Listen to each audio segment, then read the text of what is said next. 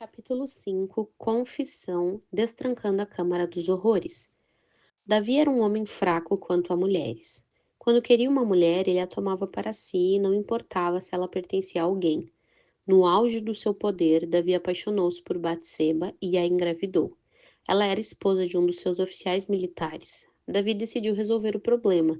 Arranjou tudo para que Urias liderasse um esquadrão suicida à frente de uma batalha. Urias foi morto. Convenientemente esquecendo-se da conspiração, Davi deu ao homem um funeral com todas as honras militares e se casou com uma mulher grávida. Deus relata toda essa história em 2 Samuel 11. Pelas suas ações, Davi quebrou 4 dos 10 mandamentos. Cobiçou, roubou, adulterou e matou. Ora, um homem que possuía um certo senso de moralidade, um homem que certamente conhecia Deus, ficaria perturbado e desolado por causa de tal pecado. Um dia, o sentimento de culpa alcançou Davi. Ele sentiu-se atormentado pelo seu pecado. Não conseguia tirá-lo de sua mente ou de seu coração. Não conseguia tirá-lo de suas mãos. Assim, em sua profunda confissão, no Salmo 51, Davi orou por 4 coisas. O pecado havia manchado seu coração e ele suplicou por purificação. A culpa fizera-o adoecer fisicamente e ele pediu que fosse curado. A iniquidade tirara sua alegria no Senhor e ele solicitou que esta lhe fosse restaurada. Ele sabia que violara abertamente o amor e a lei de Deus e por isso suplicou perdão e misericórdia. Todo o assunto da confissão de pecado tem sido muito discutido em nossos dias. Creio ser necessário considerá-lo do ponto de vista bíblico. A confissão está sempre presente no padrão de vida do cristão e constitui-se uma das chaves essenciais para o crescimento espiritual. As consequências de encobrir pecados.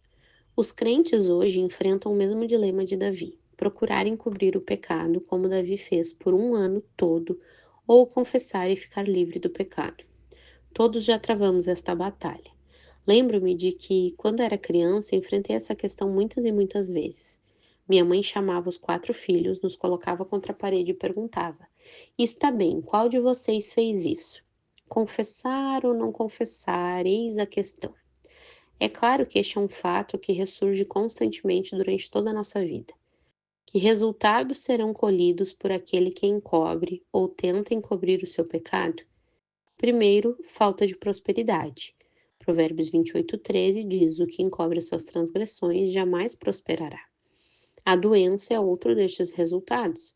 Davi testemunhou em Salmos 32, versos 3 e 4.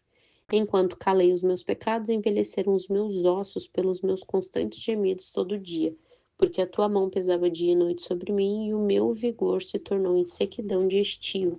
O pecado encoberto na vida presente será trazido à luz na vida por vir. Aquele que nessa vida confessa seu pecado a Deus jamais o verá revelado no porvir. O dia do juízo virá. Jesus disse, em Lucas 12, versos 2 e 3, Nada há encoberto que não venha a ser revelado e oculto que não venha a ser conhecido. Porque tudo o que disseste às escuras será ouvido em plena luz, e o que disseste aos ouvidos no interior da casa será proclamado dos eirados. Isso significa que virá o dia em que não haverá absolutamente nenhum pecado escondido, o dia em que serão revelados os segredos dos corações dos homens. Para os justos, essa revelação será galardoadora, para os ímpios será condenadora. Deus julgará todo pecado encoberto, todo pecado escondido será revelado. Mas o pecado que tiver sido confessado e purificado pelo sangue de Cristo não será jamais lembrado outra vez.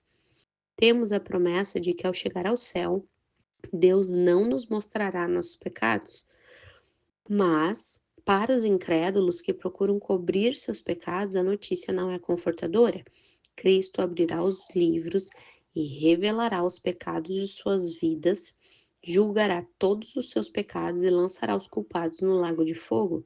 Apocalipse 20, versos 1 até 15. A razão pela qual Deus é tão severo ao julgar o pecado é que este sempre é contrário à natureza divina. Isso foi verdade até mesmo no caso de Davi, que disse: Pequei contra ti somente, Senhor. Salmo 51:4. Davi não negou ter pecado contra si mesmo e contra seu próprio corpo, como certamente acontece no caso de adultério. Leia 1 Coríntios 6,18. Não negou ter pecado contra Batseba e Urias. Não negou ter pecado contra toda a nação de Israel ao ter cometido tal ato. Reconheceu, porém, que todo pecado é primariamente contra Deus. Confessar o pecado não é apenas admiti-lo, mas admitir que o cometeu contra Deus e que dessa forma ele foi afrontado. Este é um aspecto da confissão, concordar com Deus que somos culpados. A palavra grega é homologeo, que significa dizer a mesma coisa. Assim, quando confessamos nosso pecado, concordamos com Deus que somos pecadores e que vemos o pecado da mesma maneira como Ele vê. Senhor, eu pequei, concordo com o que tu dizes a respeito de mim mesmo. Mas a confissão não é apenas dizer sim, fui eu que fiz. A verdadeira confissão inclui arrependimento, e arrependimento significa voltar-se para trás. Você não terá honestamente confessado seus pecados se não parar de cometê-los? Se essa pessoa declara: Sinto muito, Senhor Deus, confesso que pequei, e continua a praticar o seu pecado, está enganando a si mesmo. A confissão inclui um quebrantamento que vai além de um mero sentimento verbal, e o quebrantamento conduz à mudança de comportamento. Entendendo o que é confissão? Talvez uma razão pela qual confessamos tão superficialmente nossos pecados é que não entendemos o que está envolvido nisso. Temos uma compreensão inadequada dos elementos envolvidos na confissão. Uma consideração mais detalhada do Salmo 51, escrito por Davi, nos mostra que a verdadeira confissão envolve um ponto de vista correto a respeito do pecado, a respeito de Deus e a respeito de nós mesmos. Ponto de vista correto sobre o que é pecado. O que queremos dizer com isso? Primeiro, tal ponto de vista reconhece que o pecado merece punição. Davi orou: Compadece-te de mim, ó Deus, segundo a tua benignidade, segundo a multidão das tuas misericórdias, apaga as minhas transgressões. O fato de que Davi implorou por misericórdia é um reconhecimento de que ele era culpado e não merecia perdão. A possibilidade de misericórdia vem somente após ser dado o veredito de culpado. Você acha que Davi estava se arriscando à possibilidade de não obter misericórdia? Leia então o Salmo 103 e encontrará uma notícia maravilhosa. O Senhor é misericordioso e compassivo, longânimo e assaz benigno, pois quanto o céu se alteia acima da terra, assim é grande a sua misericórdia para com os que o temem. Mas a misericórdia do Senhor é de eternidade a eternidade sobre os que o temem. Versos 8, 11 e 17. Encontramos nas Escrituras muitos exemplos mostrando que Deus deixou de exercer juízo e usou de misericórdia. Veja em Esdras 9, verso 13, Neemias 9, verso 19, Jó 11, verso 6. Sabe, portanto, que Deus permite que seja esquecida parte da tua iniquidade. Embora Deus tenha prazer em nos conceder a sua misericórdia, não esqueçamos jamais que nossos pecados merecem punição. Um segundo aspecto do ponto de vista correto a respeito do pecado é o reconhecimento de que o pecado exige purificação. Davi orou: lava-me completamente da minha iniquidade e purifica-me do meu pecado. Davi queria que a mancha de cada pecado fosse removida de sua vida. Alguém cujo pecado deixa uma mancha profunda precisa de uma completa purificação. Permita-me ressaltar algo relacionado a isso. Davi viveu antes da realização do sacrifício de Cristo na cruz. Cada vez que pecava, era necessário que ele oferecesse novos sacrifícios para cobri-lo cerimonialmente. Somente em Jesus Cristo o problema do pecado pode ser resolvido permanentemente. No momento em que fomos convertidos e colocamos nossa fé em Jesus, fomos purificados e feitos totalmente limpos. Então, enquanto andamos em comunhão diária com Jesus, somos mantidos puros através da palavra. O terceiro aspecto do ponto de vista correto a respeito do pecado é aceitarmos plenamente a responsabilidade pelo nosso próprio pecado. Davi escreveu: Pois eu conheço as minhas transgressões e o meu pecado está sempre diante de mim. Davi não culpava ninguém por seu próprio pecado, a não ser ele mesmo. Ele disse: Senhor, tu não és culpado. Eu mesmo fiz isso, eu pequei. Tu és justo, tu és reto. Não estou tentando escapar da minha culpa. Quando a pessoa está disposta a se responsabilizar pelo seu próprio pecado, está caminhando em direção à maturidade espiritual. Finalmente, um ponto de vista correto a respeito do pecado reconhece que esse procede da própria natureza humana. Eu nasci na iniquidade, em pecado me concebeu a minha mãe. Creio na depravação natural, ou seja, que a concepção é o meio pelo qual o pecado é transmitido de geração em geração. Desviam-se os ímpios desde a sua concepção, Salmo 58:3. Desde a sua concepção, o homem é mau. A maldade faz parte da natureza do ser humano. Perspectiva correta sobre a pessoa de Deus.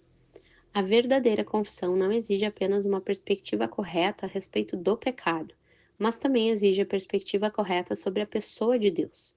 No Salmo 51, Davi menciona vários atributos e características de Deus, fazendo aplicações práticas a partir destes. A santidade de Deus, por exemplo, exige verdade no íntimo, verso 6. Isso nos mostra que Deus não se preocupa apenas com o comportamento exterior, mas com o íntimo da pessoa. Ao participarem de muitas atividades religiosas, algumas pessoas acham que conseguem impressionar a Deus. Porém, Deus não se impressiona com isso. Deus olha para o interior, ele vê o coração.